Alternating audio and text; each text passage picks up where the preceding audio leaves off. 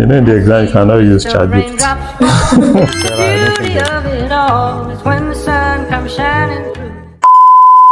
Good afternoon, sir. Good afternoon. My name is Confidence, and I'm a member of the media policy under this media. You're welcome. Thank you so much, sir, for honoring this interview. You're Really welcome. appreciate it. It's a pleasure. It's a pleasure. Can you please introduce yourself for our viewers? Okay. My name is Dr. Lekan Balugbanbaje. And as you know, I'm the SubDean of the Faculty of Pharmacy. And I'm also a lecturer in the Department of Pharmaceutics. Sorry? Thank you so much, sir. I'm actually glad to do this with you. So, sir, we've compared questions with students. Okay. Send anonymous to Anonymous. Okay. If you were to be a student again, what do you think you would change? I will change where? In this faculty or as a student generally? Generally. As a student, you know, generally students are, I don't want to use the word lazy, but at times you want ease. It applies to all students, even PhD students. So I want to make studying easier. That's the fact. So to be less stressful as a student. So I think that will go a long way. So, what about, like financial aspects? the financial aspects, the thing is, education is expensive. That's the fact. So if you want quality education, it's quite expensive. And we have enjoyed that in the past. So, but you know, with the trend of things now, so that's is almost going into extinction, because even government schools are increasing school fees in order to meet up with other challenges. So what I think is, as a student, I would have loved, as an indigent student, so I would have loved the opportunity to be exposed to grants, to scholarship, and the likes. Scholarship, and so their studying will be easy, because without money, studying is always very difficult. So, what skills should students start developing, whether for research or internship? I want you to be clear. Are you talking about pharmacy students or students generally? Because we teach pharmacy students, all right? Okay, let's start with pharmacy. So we are talking about pharmacy students. The thing is, what you are taught in school will not be enough. That's the fact. You won't be taught everything.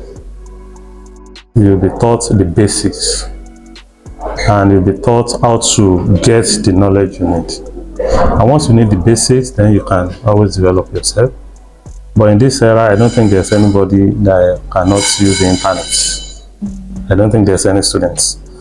So, but any knowledge that will help the practice of pharmacy, I always tell students that pharmacy is very important, because at the end of the day, some of them get discouraged and insist on going for IT. You know, you can still be a pharmacist and be an IT specialist. You can improve, you can look at a way you can improve pharmacy practice. People are doing it. So if students can acquire such skills that make them improve pharmacy practice, I think it will go a long way in helping the profession. Thank you so much. The next question is, how important are extracurricular activities in building a strong CV? They're very important. The thing is, any addition you can have is always a plus, because you have instances that, especially during recruitment, for example, you have people that are tied on academic achievements. So you may now look at this person, what other things? Is it all books? Is this person all books? Or the person is able to add some other things? So, and that's why if you look at your timetable, I think there's a space on Wednesday, even though you don't, so it's for a purpose. It's for a purpose for you to relax and do other things. So it's important. For example, there are some associations that students can join. When I was in school, I don't know if they are here. There's JCI, there's Rotaract, as in so many drug-free associations that students can join. And you can put them in your series. Because nowadays, like students now, even these PANSOOU, most people don't even partake in it. They don't partake. And it's not good enough. Yeah, they need to. So, sir, are there any common mistakes that students make as students? Mistakes, even lecturers make mistakes. Yeah. So definitely students will make mistakes. But one of the mistakes that I can point out is not coming for classes, not attending classes. Some students are very good, from experience. I'm not talking about this space. When we were students, we have students that will not come to class. They were very good. But the thing is, if they were coming to class, it would have been better. Because if you hear and you read, it's better than just reading. So coming to class, then pharmacy is practical oriented. I also observe that students don't take their practicals seriously. That's the truth. They don't. They just want to write and pass. So I can use dispensing as an example. Yeah, students just want to, at times they just copy, and that dispensing is what you will meet in practice. You can still avoid something, but you are a practicing pharmacist, then you always meet it. So if you don't know how to do it now, it may be difficult. Sir, I'm moving on to the faculty questions. Okay. About the library, what of students ask, what has it been doing? Though it was open to us during the exam. I think the major issue the faculty is facing has to do with personnel. You can't just leave the library open without a personnel that will manage it. So, and the faculty is working on maybe getting an ad hoc staff that will be there for students to read. So the faculty is on it, and I believe very soon the library will be open. And as you have rightly said, it was open during the exam. So there were some people that sacrificed their time for the library to be operational at that time. So the faculty is working on making it permanent. Yes. So, sir, what are the current changes or improvements that have been made in the department? That what? Have made. Don't forget I'm the SubDean. I'm not the Dean. So, and you wanted to say in the faculty, because we are not in the department, we are in the faculty. Yeah. Sorry. So the Dean, and I believe you would have seen that as well. The Dean has been very open to students. He's very welcoming to students, always eager to listen to students' complaints. So you won't have a complaint and go to the Dean, and he will always be ready to attend to you. So it's not somebody that you cannot approach. Yeah. So and I think that it's an improvement. So can you kindly give students general guidance on how lecturers expect examination questions to be answered for an exam season? In the exam, you cannot use ChatGPT. The thing is, I always tell students that when you are reading, always go through past questions, because it starts with how questions are asked. So always read past, always check past questions, and use past questions to solve past questions.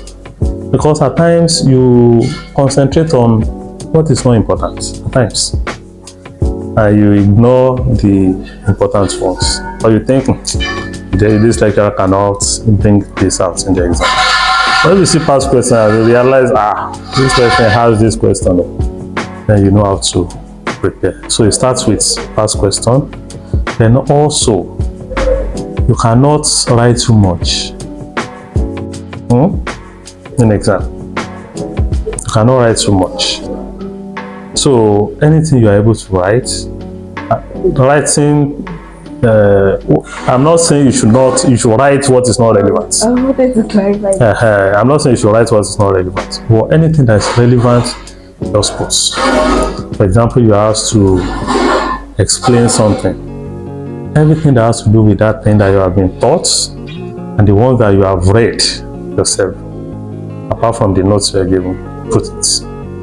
Because, for example, if that question is 5 points, for example, or 5 marks, and you have more than 5 points. So let's say each point is a mark. You have more than 5 points, you get your full mark. Do you understand? But if you write so little, you're able to put just 2-3 points, then you lose marks.